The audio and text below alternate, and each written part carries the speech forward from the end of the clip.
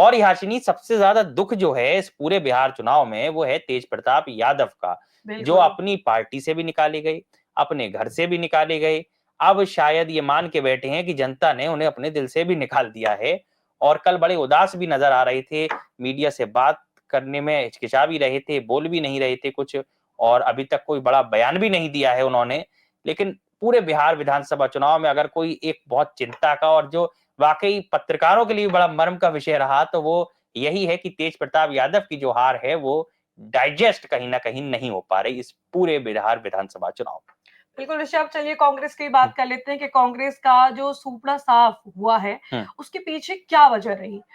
अब हम्म, सबसे बड़ा जो सवाल है वो अब यही खड़ा हो रहा है कि इतनी बड़ी हार हम्म, के पीछे का क्या कारण रहा कि सिर्फ 6 हम्म। सीटों पर कांग्रेस सिमट गई? अब आप सोचिए याशिनी, केवल कांग्रेस ही नहीं, आप देखिए आरजेडी का वोट बैंक देखिए आप। बिल्कुल। इतना बड़ा वोट बैंक आरजेडी का, और ये नहीं कि आरजेडी का वोट बैंक कम हो रहा है, बावजूद उसके 25 सीटों पे आरजेडी दिखाई दे रही है। आखिरकार ये क्यों है? ये केवल इसलिए है क्योंकि जब पहले चुनाव होता था तो लालू यादव जो थे वो सभी जातियों को साथ लेकर एक गठजोड़ बनाते थे। वो बिल्कुल। ये नहीं करते थे कि यादव और मुस्लिम फैक्टर चल रहा, वो उसके साथ साथ ब्राह्मणों को भी लेते थे, ठाकुरों को भी लेते थे, कायस्तों को भी लेते थे, बिल्कुल। वैश्य समाज को भी लेते थे, एससी बिल्कुल। एसटी को भी जोड़ते थे, और मुस्लिम वर्ग तो उनके साथ था ही। तो बिल्कुल। ये एक पूरा गठजोड़ होता था और फिर ये चुनाव लड़ते थे। लेकिन यहां क्या देखा गया कि वाईएम फैक्टर तो ये साध नहीं पाए, और जो अन्य फैक्टर थे उसको इन्होंने तवज्जो भी नहीं दी। तो बिल्कुल। इस बिल्कुल। वजह से शायद इनका जो वोट बैंक था और वोट ग्राफ था वो बिल्कुल शून्य पे आके रह गया। अब बिल्कुल। रही बात राहुल गांधी की, तो राहुल गांधी का तो समझ में ही नहीं आता कि चुनाव कहां चल रहा है और राहुल गांधी किन मुद्दों पे लड़ रहे हैं।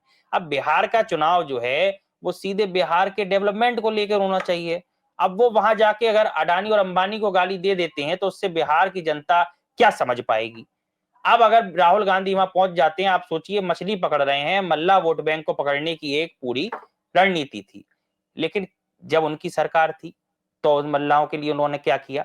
जब कांग्रेस की सरकार रही इतने साल, तब इन जो पिछड़ी जातियां हैं इनके लिए इन्होंने कौन सा रिजर्वेशन आगे लाकर या कौन से लोगों के विकास के लिए ऐसे बड़े कार्य कर दिए जिसकी वजह से लोग इन्हें वोट दे दें? तो ये भी सवाल उठ जाता है। आज अगर नरेंद्र मोदी कुछ नहीं करेंगे या नीतीश कुमार कुछ नहीं करेंगे तो कल को वोट मांगने जाएंगे तो जाहिर सी बात है जनता उन्हें नकार देगी। बिल्कुल सही लेकिन बात जनता है। स्वीकार कर रही है तो सीधी सी बात है जनता के हित में तो कुछ ना कुछ कार्य तो हुआ होगा ना।